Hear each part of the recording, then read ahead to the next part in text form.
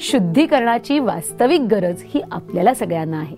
मग का बरं आपण त्याच्यावर संततधार किंवा थेंबा थेंबानी दुधाचा, जलाचा किंवा आणखी काही पदार्थांचा अभिषेक करत राहतो?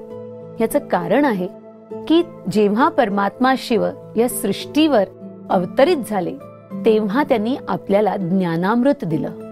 आणि ज्ञानामृत अशा रीतीने दिलं की बस एकदा दिलं, एकदा आपल्याला दर्शन करवलं आणि ते निघून गेले असं नाही दिलं. आपल्याला सगळ्यांना एखाद्या पित्याप्रमाणे आपुलकी दिली, आपलेपणा दिला, तर त्याचबरोबर एखाद्या शिक्षकाप्रमाणे मार्गदर्शन सुद्धा केलं.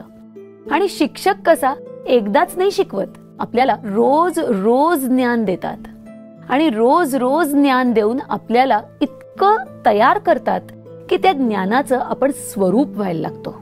आज आपल्याला कळून येतंय की अभिषेक वास्तविक तोच आपल्यावर करतो.